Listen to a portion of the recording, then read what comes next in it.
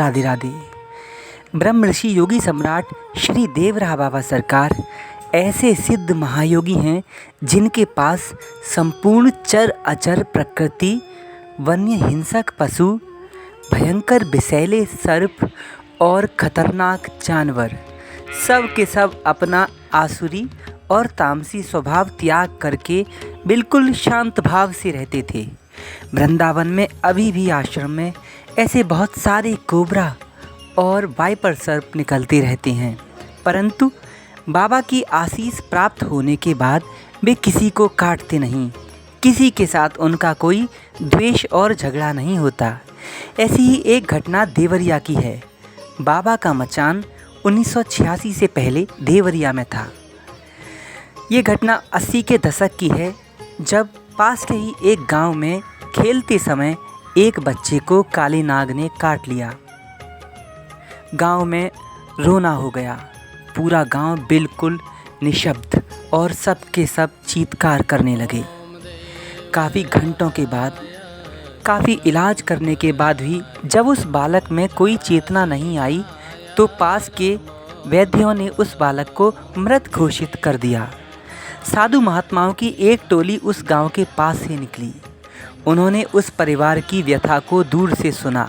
समझकर उन्होंने गांव वासियों से कहा कि तुम्हारे गांव से लगभग 9-10 मील दूर, एक मील में 1.6 किलोमीटर होते हैं, जिस परिवार के बच्चे को सांप ने काटा था वो बहुत भक्त थे।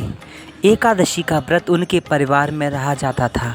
उनकी माता भक्तिमय थी। उस बालक की इस व्यथा को देखकर उन साधु महात्माओं ने आशीर्वाद वचन देकर के कहा कि यहाँ से कुछ दूरी पर श्री देवराहा बाबा का मचान है।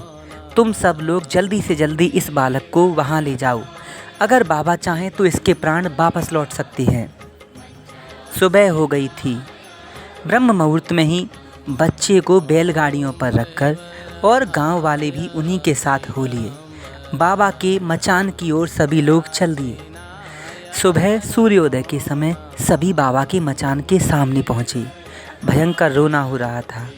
बाबा ने आंखें खोलकर पूछा, बच्चा इतनी अशांति क्यों है? क्यों इतनी व्यग्र हो बच्चा? गांव वाले बोले, महाराज जी दया कीजिए, हमारे बालक को काले नाग ने काट लिया है। बहुत सारा इलाज करने के बाद भी अब सभी वैद्यों ने इसको मृत घोषित कर दिया है। महाराज जी हम पर दया कीजिए, हमारे घर में एक ही चिराग है, वो बुझ गया। बाबा कुछ उपाय करके इसे जीवन दान दीजिए। बाबा ने कहा, बच्चा चिंता ना करो, तुम सब लोग उस दूर दरिये के पास चले जाओ और इस बालक के पिता ही इस बच्चे के पास खड़े रहें। गांव के सभी लोग सरयू जी की तरफ दूर जाकर के खड़े हो गए और बाबा ने उस बालक के पिता को वहीं खड़ा रखा। मंच पर से ही बाबा ने धीमे धीमे होठों से कुछ मंत्र बुदबुदाए। दबी आवाज़ से 2-3 मिनट मंत्र जाप करने के बाद सरयू जी में कुछ हलचल हुई और एक भयंकर काला नाग क्रोध के साथ तेजी से बालक की तरफ आने लगा। वो नाग बालक के पास आके बैठ गया, ठीक सिर के बगल में, और बाबा ने उससे पूछा, बच्चा, ऐ सर बच्चा, तुमने इसे क्यों काटा? अब सांप बोला। वास्तव में वो बालक ही बोल रहा था, लेकिन बाबा ने उस सांप की आत्मा को बालक में प्रवेश करा दिया। अब उस बालक के मुंह से सांप बोला, महाराज जी इसने मेरे ऊपर पैर रखा था, मुझे चोट पहुंचाई, इसीलिए मैंने इसे काट लिया। बाबा ने कहा, बच्चा बालक है, रात्रि के अंधकार में खेलते समय तुम नहीं दिखे, उसने जानबूझ के नहीं तुम्हें चोट पहुंचाई, धोखे से पैर रख गया। अब मैं आज्ञा करता हूँ, इसे क्षमा करो और अपना विष वापस लो। योगीराज की आज्ञा सुन करके सांप ने तत्काल ही विष खींचना शुरू कर दिया। पैर के पास जाकर के उसने सारा विष वापस लिया और ठीक उसी जगह आकर दोबारा बैठ गया। सांप बोला, महाराज जी मेरी रक्षा करिए, इस सांप योनि से मुझे मुक्ति दिलाइए। आप जब समय को जान सकते हैं कि मैंने इसे किस समय काटा, यानी आप त्रिकालज्ञ हैं, तो आप कुछ भी कर सकते हैं, अतः मुझे इस सर्प बंधन से छुड़ाइए। बाबा ने हंसकर कहा, बच्चा मेरी दया है, आज से 6 महीने के बाद तुम्हारी इस योनि से मुक्ति हो जाएगी और तुम एक ब्राह्मण भक्त के घर में युवक के रूप में जन्म लोगे। बच्चा, वो जन्म तुम्हारा अंतिम जन्म होगा, तुम उस घर में भगवान के परम भक्त बनोगे। सांप को ऐसा आशीर्वाद देने के बाद बाबा ने उसे वापस जाने को बोला। अब सांप जहाँ से आया था वैसे ही वापस चला गया। सरयू जी में ही अंदर जाने के बाद वो विलुप्त हो गया। बाबा थोड़ी देर में ही मचान के नीचे आए। उस बच्चे के पास आंखों में आंखें डालकर बोले, ए बच्चे, सोया क्या है, चल उठ, राम राम कर। बाबा ने जैसे ही ये 2 बार कहा, वो बच्चा उठ बैठा। सरयू जी के किनारे ही खड़ी भीड़ ये सब देख रही थी और दूर से ही जय जयकार की उद्घोषणा हो गई। गगनचुंबी नारों के साथ देवराहा बाबा की जय, ऐसी जयकारे सुनाई देने लगे। गांव वाले इतने खुश थे कि खुशी का कोई ठिकाना नहीं। उन्होंने बाबा को कई प्रकार से दंडवत किया, पूजन, भजन, सत्संग, कीर्तन। बाबा ने सबको प्रसाद दिया और दया है कह करके, बच्चा भगवान को भूलो नहीं, भगवान का नाम जपते रहो।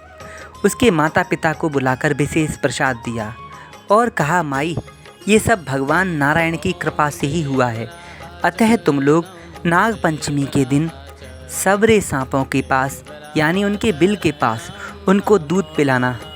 नाग देवता ने तुमको वरदान दिया है।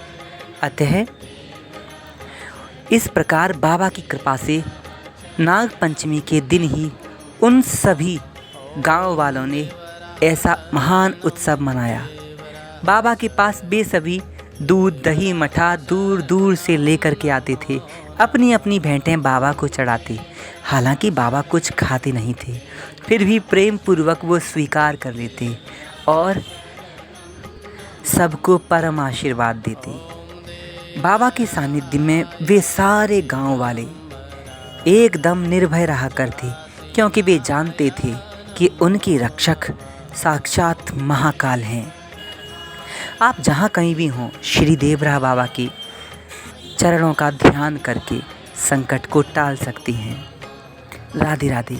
आश्रम के ऑफिशियल चैनल देवराहा पर जाकर के बाबा की अन्य कथाओं को श्री बड़े महाराज जी से विस्तार से सुनिए।